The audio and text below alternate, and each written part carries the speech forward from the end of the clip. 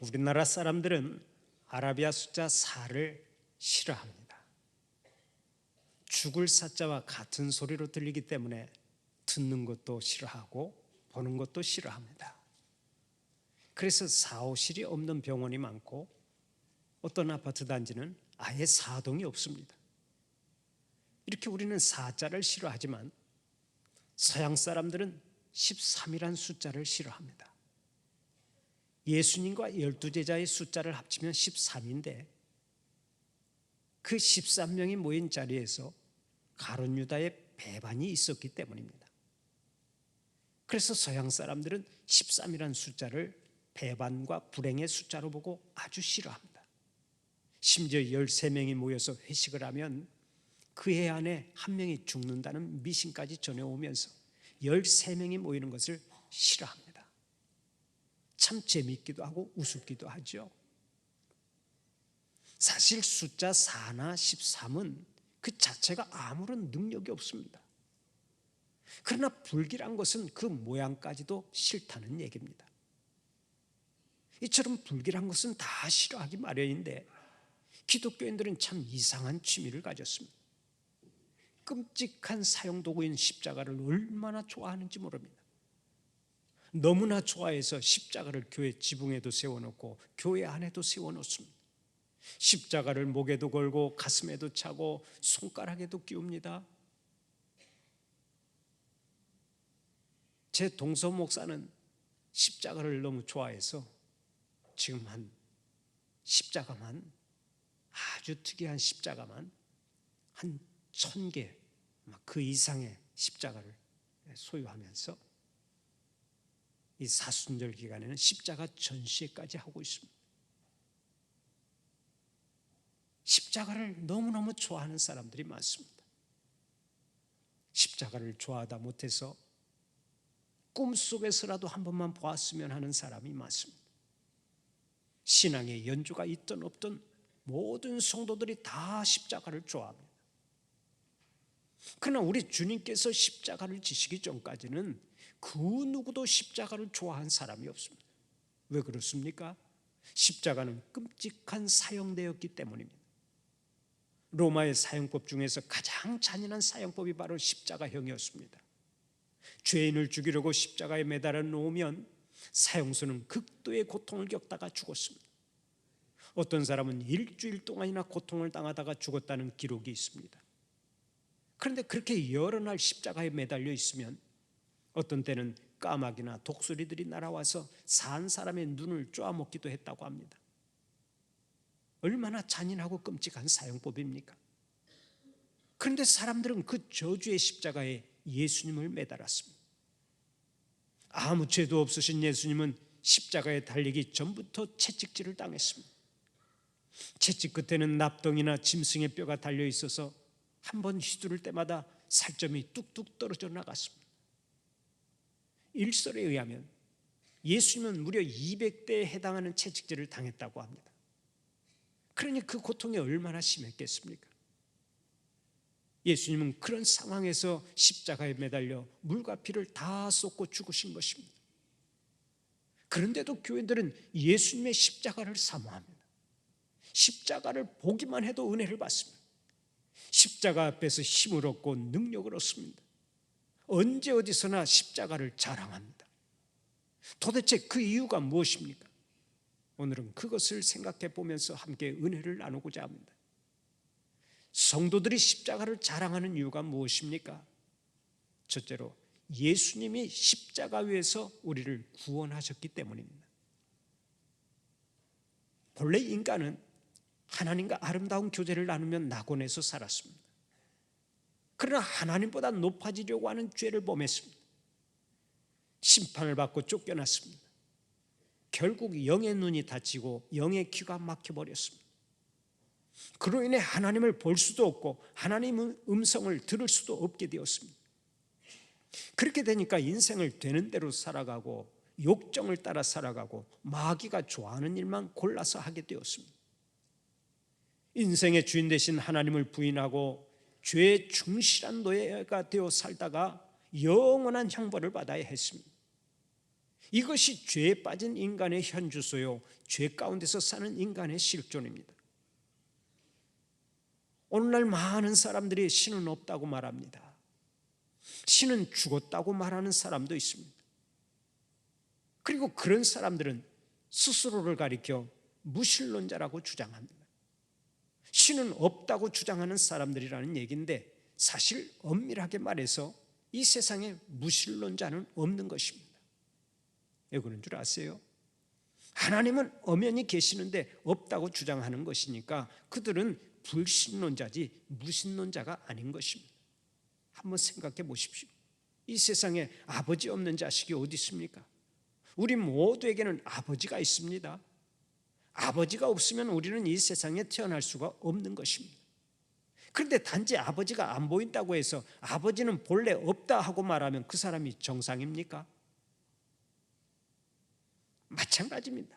하나님이 없다고 하는 사람은 자신에게 생명을 주신 하나님을 거부하는 페루나에 불과한 것입니다.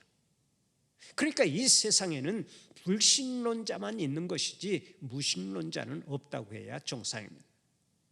그러면 왜 이 땅에 불신론자가 있습니까?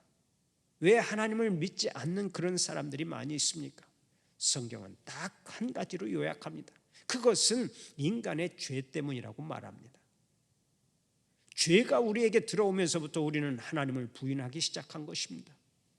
결국 죄라고 하는 것이 하나님과 우리 사이를 갈라놓았다는 얘기입니다.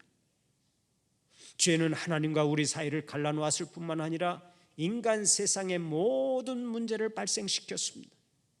인간의 죽음의 문제나 질병의 문제, 고통의 문제, 전쟁의 문제, 기아의 문제, 사륙의 문제, 갈등의 문제, 기후의 문제 등등이 사실은 다 죄로부터 왔습니다. 죄가 모든 불행의 원인입니다. 그뿐 아닙니다. 죄는 인간을 죽음으로 몰고 가는 결과를 가져왔습니다. 인간이 죽어야 하는 이유는 바로 죄 때문입니다. 그래서 로마서 6장 23절을 보면 오늘 또 이렇게 말씀합니다. 죄의 삭은 사망이니라. 죄의 삭은 사망이니라.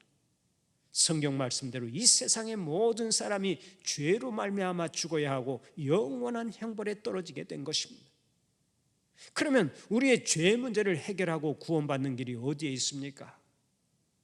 죄 가운데서 태어나 죄 가운데서 살다가 죄 가운데서 죽어야 하는 인간은 스스로를 구원할 방법이 없습니다. 수영을 못해서 물에 빠져 죽어가는 사람이 스스로 자기 머리를 잡아 올린다고 해서 살아날 수가 있겠습니까? 수영을 못해서 급류에 휩쓸려가는 사람은 자기 스스로를 구원할 수가 없습니다. 그 누군가가 다가와서 그 사람을 건져내야만 살아날 수 있습니다. 바로 이것입니다. 하나님은 죄 때문에 죽음의 길로 치닫는 우리들을 구원하기 위해서 아들 예수 그리스도를 이 땅에 구세주로 보내주신 것입니다. 하나님의 뜻을 따라 이 땅에 오신 예수님은 우리를 구원하시기 위해 기꺼이 십자가를 지셨습니다. 십자가 위에서 한 손으로는 하나님의 손을 잡고 또 한 손으로는 우리 죄인의 손을 잡고서 우리 주님은 친히 희생제물이 되신 것입니다. 예수님은 십자가 위에서 우리의 죄값을 친히 지불하시고 이렇게 선언하셨습니다. 내가 다 이루었다. 내가 다 이루었다. 이 선언과 함께 죄로 죽었던 우리가 다시 살아나게 된 것입니다. 얼마나 감사한 일입니까? 이제 우리는 십자가 위에 계신 주님을 바라보기만 하면 구원을 받습니다. 지은 죄가 많아도 괜찮습니다. 실패했어도 괜찮습니다. 가난해도 괜찮고 병든 몸이라 해도 괜찮습니다. 지금 이 모습 이대로 우리 주님 앞에 나아가기만 하면 우리는 구원을 받는 것입니다. 주님이 십자가 위에서 내 대신 죽으시고 나의 죄를 다 씻어 주셨기 때문에 우리가 구원의 은총을 덧입는 거예요. 얼마 전 저희 교회 한 집사님 남편이 췌장암에 걸려서 이제 이 세상에서의 삶이 얼마 남지 않았다 하는 이야기를 듣고 병원을 찾아갔습니다. 전도하기 위해서 마지막으로 우리 주님을 영접하도록 하기 위해서 병원을 찾아갔어요. 가서 복음을 전했습니다. 그런데 복음을 전할 때 그분이 우리 주님을 얼마나 기쁘게 영접을 했는지, 제가 환자 중에서 그렇게 얼굴이 밝은 환자는 저는 처음 만났습니다. 우리 주님을 구세주로 영접하시겠습니까? 하고 물었을 때 우리 주님을 저의 구세주로 영접합니다. 기쁘게 주님을 영접하고 우리 하나님의 성을 높이 찬양했습니다. 제가 돌아오면서 얼마나 기쁘고 감격스러웠는지 몰라요. 아마 평생 그 성도님을 잊지 못할 것입니다.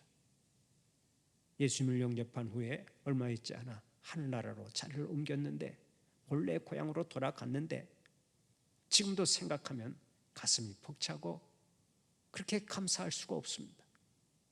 마지막 순간에 우리 주님을 영접해서 지옥에서 천국으로 자리를 바꾸는 그런 하나님의 종이 되었는데, 바로 그것이 우리 주님께서 우리에게 베푸시는 크신 은총인 줄로 믿으시기를 바랍니다. 주님 앞에 나아갈 때 따로 갖추어야 할 것이 없습니다. 병들었어도 좋고 실패했어도 좋습니다.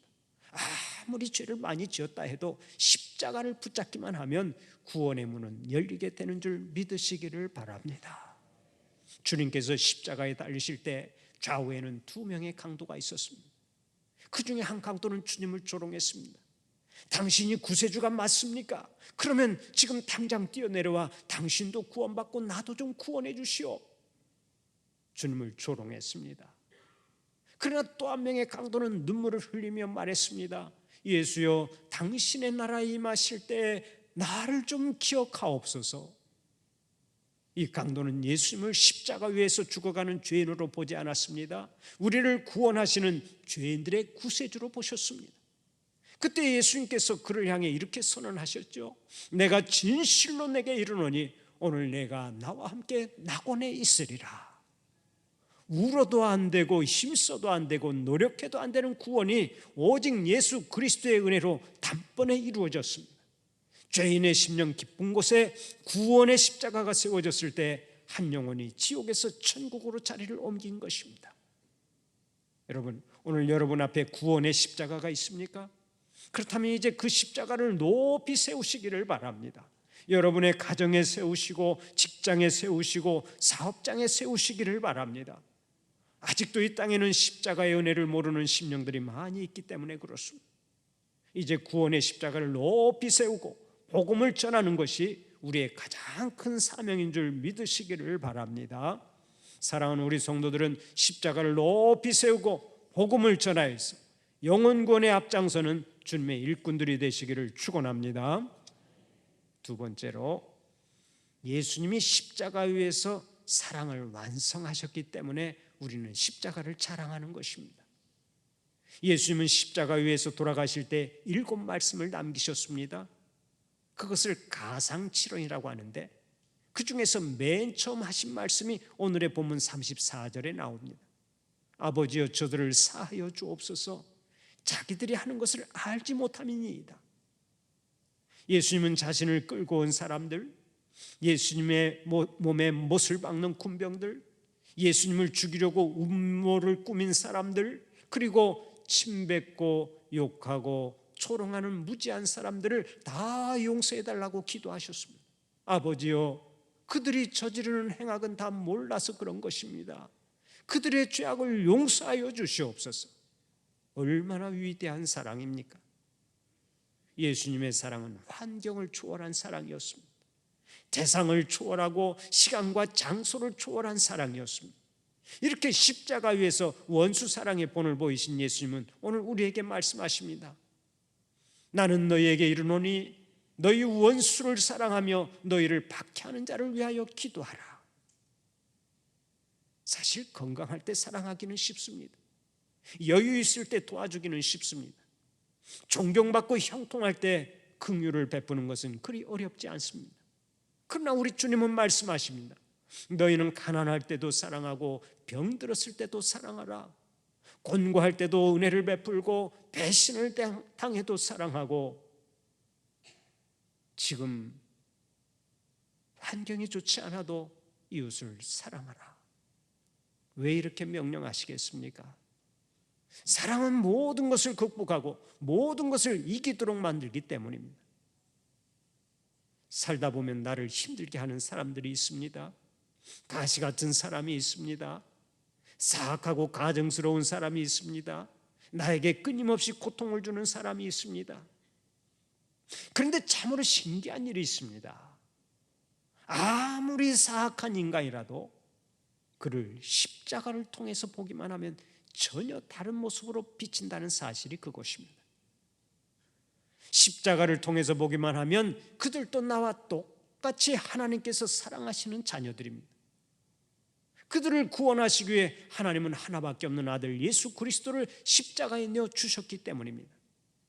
그렇다면 사랑의 십자가는 아직도 우리에게 절대적으로 필요한 것입니다. 여러분, 지금 여러분에게 사랑의 십자가가 있습니까? 사랑의 십자가를 꼭 붙잡고 살아가시기를 바랍니다. 십자가의 사랑만 가지고 있으면 모든 것을 이기고 모든 것을 극복할 수 있는 것입니다.